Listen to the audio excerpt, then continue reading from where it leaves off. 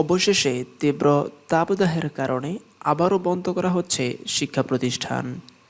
আসসালামু আলাইকুম সম্মানিত ভিউয়ার্স, আশা করি আল্লাহর রহমতে সবাই ভালো আছেন, সুস্থ আছেন।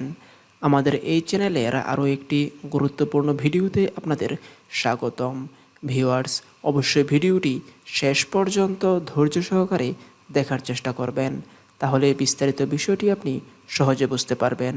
আপনি যদি এই চ্যানেলের একেবারে নতুন হয়ে থাকেন এবং গুরুত্বপূর্ণ আপডেট সবার আগে পেতে চান, তাহলে অবশ্যই চ্যানেলটি সাবস্ক্রাইব করে পাশে থাকা বেল আইকনটি অন করে রাখবেন। ভিউয়ার্স, কথা না বাড়িয়ে চলুন দেখে আসি আপনাদের জন্য বিশেষ বার্তা দেওয়া প্রতিবেদনটি। ভিউয়ার্স, আশা করি আপনারা দেখতে পাচ্ছেন 28 এপ্রিল 2024 তারিখ প্রকাশিত হয়েছে। বলা হচ্ছে, চলমান তাপদাহের কারণে ঢাকাসহ দেশের 5 জেলার সব শিক্ষা প্রতিষ্ঠান আগামীকাল অর্থাৎ সোমবার বন্ধ রাখার সিদ্ধান্ত নিয়েছে শিক্ষা মন্ত্রণালয়।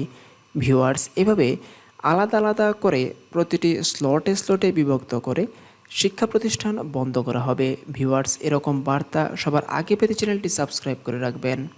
ভিউয়ার্স, রোববার রাতে শিক্ষা মন্ত্রণালয়ের তথ্য ও জনসংযোগ কর্মকর্তা MA খায়ের এ তথ্য জানান।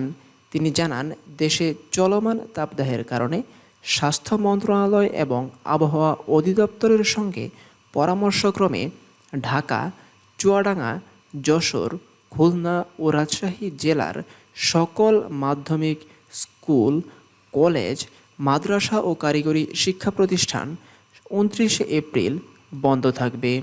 ভিউয়ার্স, তবে যেসব শিক্ষা প্রতিষ্ঠানে শীতাতপ নিয়ন্ত্রণ ব্যবস্থা আছে, সেসব শিক্ষা প্রতিষ্ঠানের কর্তৃপক্ষ চাইলে তাদের স্কুল, কলেজ, মাদ্রাসা খোলা রাখতে পারবেন বলেও জানান তিনি। তবে প্রাথমিক ও গণশিক্ষা মন্ত্রণালয়ের জনসংযোগ কর্মকর্তা মাহবুবুর রহমান জানিয়েছেন, প্রাথমিক বিদ্যালয় যথারীতি খোলা থাকবে, যেহেতু মর্নিং স্কুল চালু হয়েছে প্রাথমিক শিক্ষায়। ভিউয়ার্স, এভাবে প্রতিটি স্লটে অর্থাৎ আলাদা আলাদা করে কিন্তু দেশের শিক্ষা প্রতিষ্ঠানগুলো এভাবে বন্ধ রাখতে চায় শিক্ষা মন্ত্রণালয়। ভিউয়ার্স, সেই বিষয়ে সকল আপডেট বার্তা এই চ্যানেল থেকে আমরা আপনাদেরকে জানানোর চেষ্টা করব সবার আগে। ভিউয়ার্স, পরবর্তী ভিডিও আসা পর্যন্ত আশা করি সবাই ভালো থাকবেন, সুস্থ থাকবেন। এই কামনায় আজকের এই ভিডিও এখানেই শেষ করছি। ধন্যবাদ সবাইকে।